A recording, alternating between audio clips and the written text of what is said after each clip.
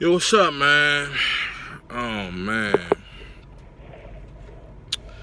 I've been getting some feedback, once again off the air about can I continue on about snitching, right? About, how certain things came to be. Why would people cross you like that? What's the motivation behind haters, right? Um, I can't tell you. I don't know what going on in the mind of a hater. I don't, jealousy, but that's so trivial to me nowadays. It ain't, it ain't funny. I don't get jealousy. You know, uh, I wasn't raised that way, so I don't follow jealousy. It don't make no sense. It's like small-minded, petty. You know, um, I was saying that if if I want to be a millionaire or a billionaire, the science behind being a millionaire or a billionaire is getting off in the industry, the business in which they are making millions and billions. That means if I wanted money like Ice Cube, for example, you know, the records say like 5, 10 years ago, Ice Cube was at 360 million, half a billion, 500 million in box office receipts. So that means if I wanted at least 10% of the money Ice Cube has grossed over the years, that means I got to get off into the entertainment business if I want to be a millionaire like Ice Cube. That's what the science behind getting rich is. If you want to be wealthy, you got to do what wealthy people do. If you want to be rich, you got to do what rich people do.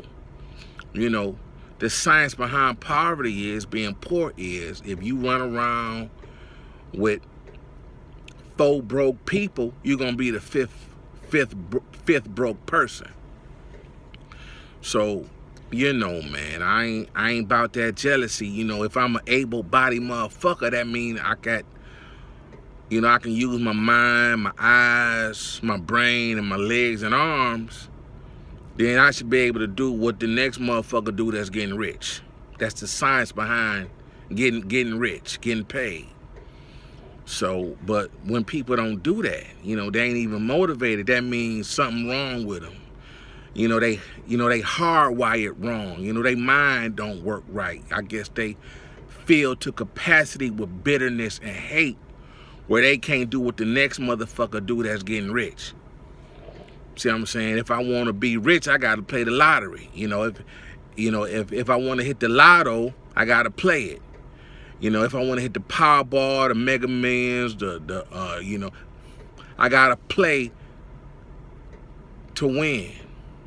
Motherfucker want to win, don't even buy a ticket. See what I'm saying? So, I ain't about that jealousy, man. Motherfucker want to be a D-boy, make money like the D-boys, then he got to get off in the dope game. It's just that, and then he got to do what the most paid motherfuckers do. That is get a connect. See what I'm saying? The common denominator in being a successful D-boy is getting a plug, somebody out the country that's plugged in to weight. Weight is volume, quantity of product. See what I'm saying? All the big time D-boy, D-men, then the common factor in their success when they weren't being chased by police and on the way to jail was they had out the country connects, out the country plugs. If now I wouldn't get in that game now, cause the war on drugs is real, and part part of war on drugs, which y'all ain't peeping, is Donald Trump wanting to put up a wall at the border. See, that's the war on drugs. See, that's going, see, far as I can tell, the supply of shit coming in from the South, that's Mexico, South America, whatever, is slowing up anyway because of the war on drugs. But it's gonna slow up even more. It's gonna make it more difficult to smuggle because Donald Trump wants to put up a wall. You see what I'm saying? That's part of the war on drugs as well. That's what they ain't saying about that. So, you know, so I would get off into something, you know, legitimate. The signs of getting rich is you can get off into, you know, any industry that's gonna pay a motherfucker millions or billions, and do it, you know, if you got the mind to. You understand? If you able body, you know what I'm saying? Not God body, but able body to work. You know what I'm saying? So, you know, I ain't never been about that jealousy shit. You know, I was raised to, you know, I was raised to work, raised to get it, raised to hustle. So, you know. But yeah, man, so I don't know what motivate a hater. You know, but you know, I could talk about snitching, man, about,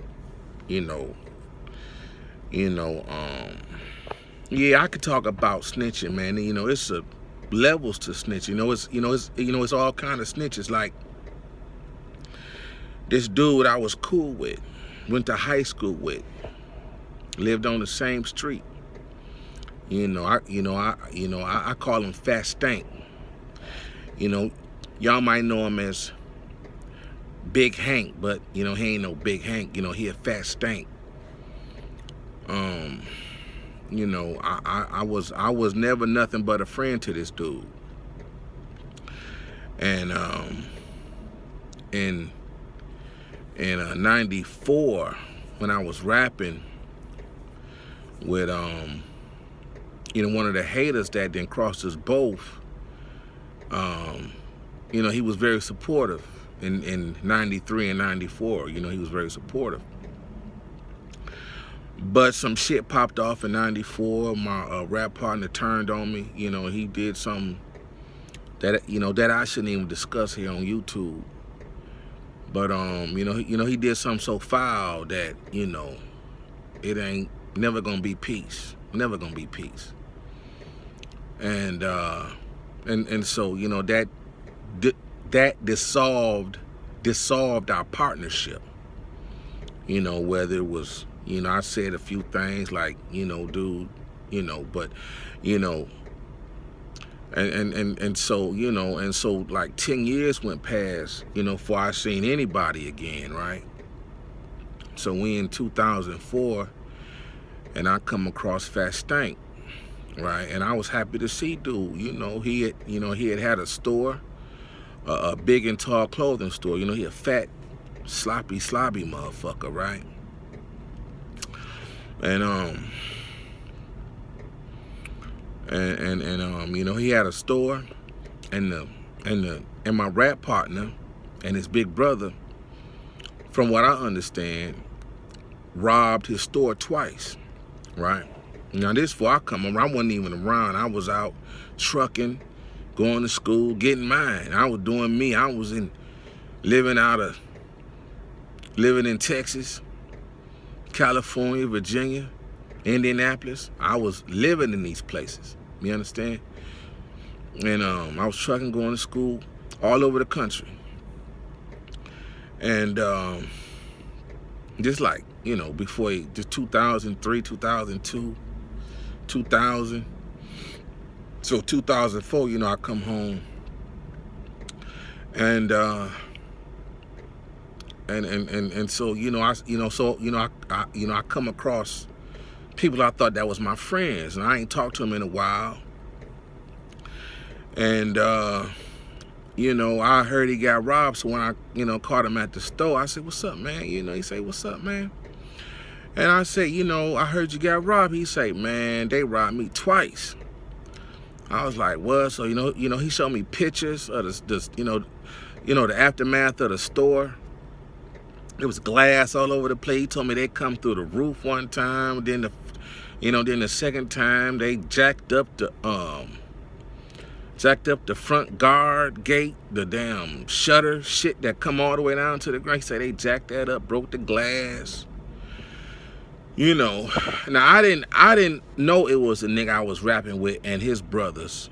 I had no idea, what was going on. I say, so, what you do, motherfucker? He said, I ain't done shit to nobody, right? I say, man, I got scared. I got to go get a gat or something, And so then, I start back fucking with him. I would go to the store on a regular basis, like just kick it, hang out.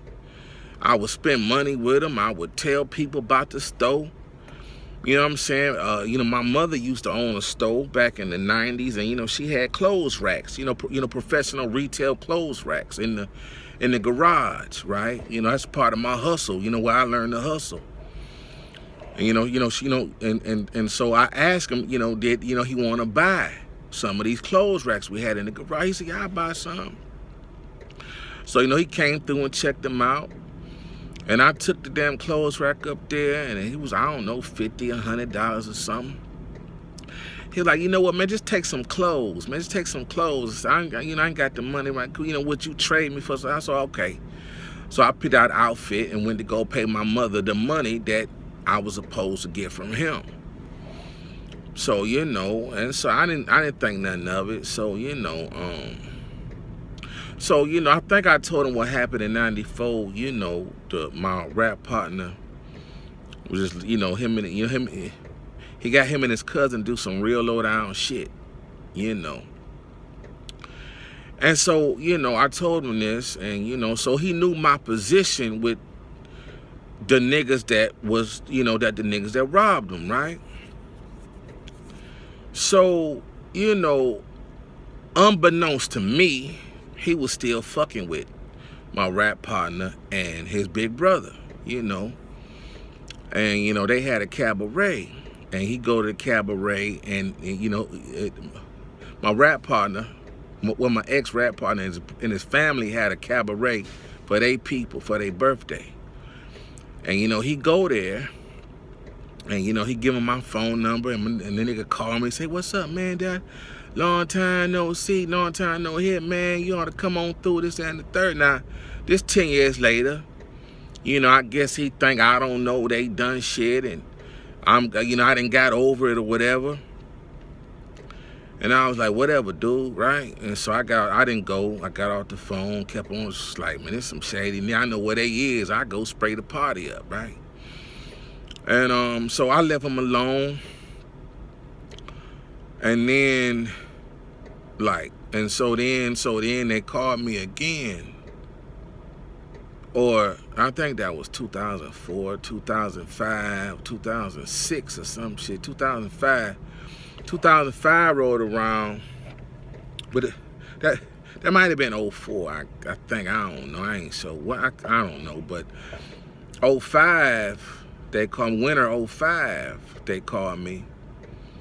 And say, man, they come across some studio shit down at this other nigga house I didn't know since the second grade. Say, my studio shit down here, come on down here and see if y'all want to hook back up and try to do something. I was like, okay, I'll come through, see what's up. Because I didn't know, because I know the nigga house at the studio since the second grade and shit. We went to grade school, high school together, right? I thought it was all good with this nigga, right? And so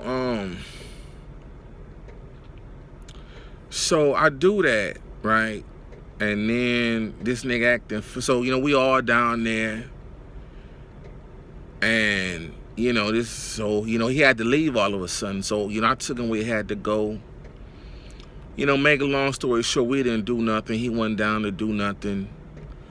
As far as no music business, something like that. And I didn't know he was searching everybody to see, what was going on, and so, I was, very supportive of the nigga I knew in the second grade. I was very supportive of Fat Stank, like I said, I would spend money with him. And then so, but you know, I had to pull away from them dudes because they still, you know what they say about stay away from still people. They still broke, still live with their parents, still don't have a car, still don't have no money, still ain't done shit. They still the same mentality as dudes, right? And so I had to pull away because my money getting low and I can't kick it. You know, I don't live off my parents. My parents don't take care of me. No kind of way. You know, if my, when I had an old car and it was going down, it was very hard for me to get a ride from them to go to work. And so if I don't work and they ain't supporting me, they like, nigga, what you want us to do? Looking at me funny, right? So I can't lean on my parents like, these dudes that I used to run around with still can. I can't do that, right? Now I don't have a problem being independent. If I'm grown, I'm grown. You know what I'm saying? I gotta get new cars. I gotta have multiple vehicles. You know what I'm saying? So, just to watch my own back, right? Where these niggas that I'm calling my friends trying to motivate, let's do something, don't have one car. They still live at home, And so, I was very supportive. And this fool, Fat Stank, gonna tell the niggas that robbed him, right? Which is the nigga I used to rap with that I don't fuck with no more because they foul as hell. They snakes in low grass. They rats outside your house trying to get in. You know what I'm saying? They pestilence, right? They don't make no sense. He gonna tell them, I'm driving this, I got this kind of car. I got Pele on, I got this and that. I just pop up out the sky with on 20s on this and that and the third. I'm like, dude, you know what I'm saying? So, and his brother is a veteran police officer. And so, I noticed a change after the robbery, after I come back in their life.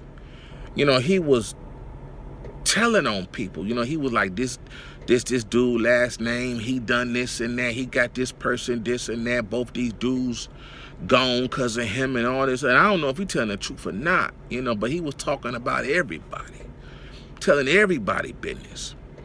Come to find out, he mad, didn't nobody jump in with him. But I'm like, dude, if you trying to be a legitimate businessman, tell your brother. And the dude house the studio in, his big brother is a veteran police officer. And I'm like, dude, you could have told 2 police officers off the record and went and go ahead and, crack their head open. But the snitching part is when he told them niggas about me, when he gave, and then he say, well, I thought they was your homeboys. I say, nigga, you ain't got to tell my homeboys about me. They know what I'm doing. You ain't got to give my homeboy my number. So, man, nigga foul. That's a snitch. He wanted me to get hit, robbed like him. And they already crossed me in 94. 93 too. They was stealing my people tires in 93. And I'm like, dude, these dudes is foul. And the Bible say, I'm not a Bible, I'm trying to be a God, right? And the gods and earths, trying to get knowledge of self. But the Bible say, a person friends with a thief hateth his own soul, hateth his own life. You see what I'm saying? I'm not trying to build with no thieves, no former thieves that ain't made nothing right, with the people they didn't rob. You see what I'm saying? Because I could get killed just running around with a low life dumb motherfucker. So, man, there's foul. And then to make matters worse, I know the nigga 2nd grade, right? And I go kick it with this motherfucker, right? This all about the same time frame. And he tell me he run around with the nigga I used to rap with and his big brother. They drinking every day. They meet at the store when it open at 9 a.m., 10 a.m. drinking, buying liquor and alcohol, right? Now he telling me this. And then he tell me his mama tires got stole twice, right? And I'm like, man, well, you know who done that, right? Yes. It's them dudes, right? So, so I'm in the street, and I didn't, and so this 2004, 2005, right? And I didn't know his big brother was a police officer. Just like I didn't know Fast Stank had a store when he was. I didn't know he had a store. He didn't tell me.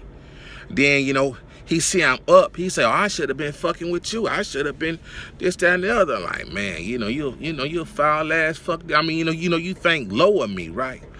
So then, I put in his brother ear. I say, man, that was, Vincent Robinson and them stole your mama tires. Nigga got the police, nigga.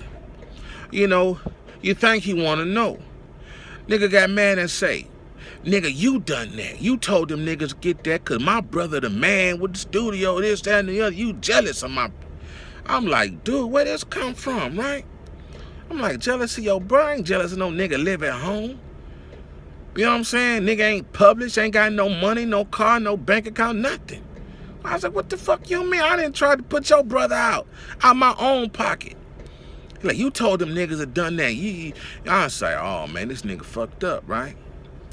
So, his brother, the police officer, ran my name through the mud, like, for about 2-3 years. Then, Fast Stank gonna tell the nigga to tell the chief of police at the time, was Chief Ralph Godby, that I'm rolling, Now, I guess weed legal now. I guess I can speak on it, but I served a nigga like 2 pounds. I come across 2 pounds of weed, right? Back in 04, right? 03. I was sitting on, some buds, right? And I served the nigga, and they had shrunk. The pound is 16 ounces. They shrunk to 15, maybe 14 ounces, and I sold them. I let them go for 9, right? 9 a piece. So Fast Stank paid me $1,800 for the pounds of weed, for 2 pounds of weed, right? It was all profit to me, cause cuz forgot about them, right? Yes. And so I told him, I said, look, man, you left some bud, and I sold it. He's like, all right, nigga. He said, ooh, you got me for 18. It wasn't nothing to him, you know what I'm saying? So, he gonna tell. Now, Fast Stank been selling weed since junior high, since Hadley, a month. He been selling weed a long time, about a long ass time. And we in 2004. And he been selling weed at least damn near 30, 25 years. But, he like small time. Like, well, not, he's small time. It's just a side hustle to him, right? Keep money in his pocket. And so, he gonna tell Officer Brown, one of his best friends, he could have told the haters on, that I'm selling weed like big time and shit, right? And so, ain't nothing come of it, but the nigga will start hating on me, right? He started hating on me. And then he got off, and I ain't done nothing. I'm like, nigga, you think I've been knowing you in your front in 2nd grade. You think I'm gonna steal you from your mama, nigga? That what you think of me, nigga? I got Pirellis on a Tahoe. Nigga, my tires cost more than your mama car, nigga. I ain't got to steal from your mama, nigga. Cause I was mad at your brother. And I come in there and snatch that little Motif 6 out the motherfucking house. I don't do no petty shit like that. I don't steal motherfucking tires, nigga. I hit licks if I got to. So it was all insulting. So he kept going on, and I mean, they want the beef, and I'm about to think I'm gonna have to get some heat and go murk a police nigga, right? And I'm like, dude, but I didn't trip when he snitched. Because, you know, if that's the case, you this nigga long-term friend, and you a police officer, and you know about these drug deals. So, and if I sold him some weed and he didn't sold it, what that make him? So, he just as guilty as me. You see what I'm saying? But the fact that he listened to this dumb, and Fast Tank dumb, and Officer Brown dumb, they some dumb niggas, right? So, man, and so, I was like, dude, I don't steal from people I consider my friends, but I ain't, and so, the nigga I know in second grade he didn't say, man, dog ain't do that. Lewis ain't do that, man. He was out doing this. I showed this nigga like $5,000-$10,000. You know what I'm saying? Like, I put your CD out, nigga. If we go fuck with disc makers, get $1,000 package. You know what I'm saying? It ain't shit, right? I got you. What's up? Let's do this. He was like, no, I don't know. I ain't got no money. I say, yeah, man, you can get, we get the CDs and you sell the money. But this nigga turned shady. He say, it's a place in Highland Park we can go to, right? I say, well, let's go up there right now, check them out, right? Like, I don't know the street. Later on, he talking about a friend of ours' cousin. He talking about Rico cousin Marlon house. Marlon had that CD duplication machine where you can print on the CDs. And I say, well, you should have said something instead of being shady. This nigga trying to, skim some money, which it ain't necessary. I'd have gave him some money if he would have done the deal. You know what I'm saying? But I say, no, man, I want to fuck with disc makers. They professional, this, that, and the third. You get more for your money. He was like, I say, okay, well, fuck it then. I'm gone. You know what I'm saying? He didn't want to fuck with me no more after that. He turned to a little girl. I'm going to my boy house. And I was like, okay. And I ain't talked to him since. I talked to him like, 10 years later. I ain't got time. Nigga live with their mama, so they ain't motivated. Getting money is always a sense of urgency for me. Now, I don't think that's thirsty, but, I got to, keep my head above water. You see? Where somebody living off their girl that's on welfare, getting money ain't a sense of urgency because they have become content or complacent with their position. It ain't, they eating, they got shelter, but it's all welfare, human assistant needs, human needs. You know what I'm saying? I don't play about homelessness and poverty. It ain't a game. It ain't nothing to clown. You know what I'm saying? But this the level these dudes on, and they cool with that, because if they wasn't, it's opportunity out here where you go out for yourself. Uber will lease you a car. You know what I'm saying? You can Uber. You can go to construction, plumbing, trucking school, whatever. You go to university. You go to community college on a free tuition plan some kind of way. So these dudes full of excuses, full of bullshit. They don't want it. So. I don't have sympathy for a hater, somebody that sit back, want to rob you and don't do nothing. What have you done to change your life? What have you done to change your life for the better? What can you say you have done to change your life for the better?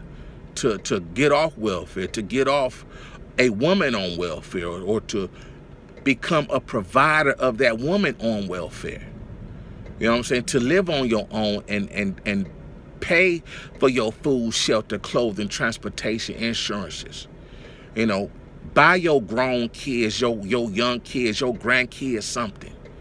You know what I'm saying? So, they can't say that they can't do that, but they and they like talking down on me and other people that's striving not to be on their level. You see, I've been broke. So, man, so But yeah, second grade, that motherfucker, his brother went off on me and he didn't say, hey man. And dude, mama, that still like to talk to my mama on the phone. And then, they say they go out to eat or whatever. Then say, hey, Rosie, Stanley think Lewis stole my tires. Why you in my mama face with your police officer's son disrespecting me like this? You know what I'm saying? I was like, and so I got to the point, I was like, man, if you think I've done something, please go tell your supervisor or your commander. 'Cause I don't like to be threatened by the police. This is police, so he threatening me thinking I didn't rob his mama or had something to do with it. Dude, I don't steal tires. That's petty. You know what I'm saying? Even if she had a Bentley, I don't steal tires. Take the whole car and chop it up. You know what I'm saying? I don't steal tires. You know what I'm saying? That's petty. I don't steal tires, radio. I don't steal cars. Let's say it's a car hauler that I'm about to take down to the damn, to the port and put it on a boat. And, get about 15, 20,000 for the motherfucker. I don't steal cars. I don't steal, period. You know what I'm saying? So, that's petty, man. And, the fact that they thought this of me, is, and then, they would come around like 14, 13, my mother had a surprise. They want to show up there. Like my sister knows somebody that know them.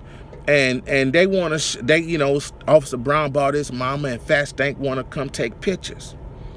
And I'm like, what the fuck you doing here, nigga?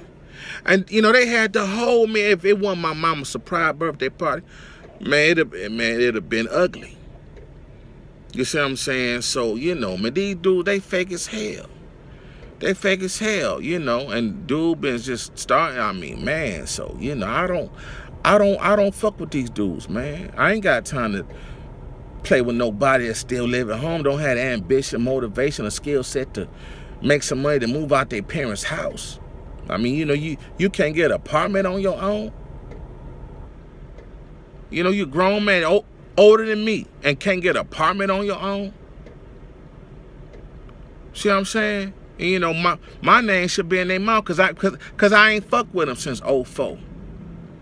You know what I'm saying? It's been 10 years since I seen these dudes. And it's going on another 10 years. I don't fuck with them. They still, Lewis this and you was this and you was that. You ain't come to, no, dude. I don't like dependent grown men, especially dependent on me. You got to carry your own weight. Pay your own way through life. So, man. So, dudes ain't shit, man. And that's snitching when you supporting the dude and he turn around and tell the niggas that robbed him what you doing. You see what I'm saying?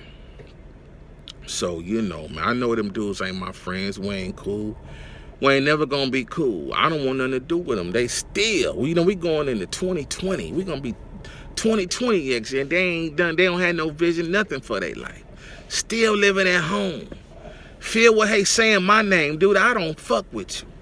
Don't want you. Ain't got no love for you. You know what I'm saying? For them to be thinking on me, thinking about me is crazy. What you thinking about me for? You can't move out your mama and daddy house. You ain't got a car. You know what I'm saying? You ain't fresh. Like, my thing is, if I lived at home and ain't have a car, I could at least be fresh. I could make some money and be fresh, right? So, the homies that got a car want to hang with me because I'm fresh. At least I'm fresh. I'm on my way to get a car. I want to be fresh with a ride. There ain't no excuse. If you live at home, you ain't paying no rent, no bills. You ain't paying for food. You can at least get money and be fresh. Right, you can have peelies and gators, you know what I'm saying? Leathers, furs or whatever, you know what I'm saying? That's bum. I don't want to run with no bum, that's bum. Broke, living 40, going on 50 years old, living off people. Ain't got a pot to piss in. So, man, You know, I've been betrayed, man, by people, you know, people I thought were day one people, man. They so damn fake, it ain't funny. So, you know, I know how it is, though, you know, man. I'm not telling no sob story. I ain't looking for sympathy. I'm just saying, you know, I didn't been through this.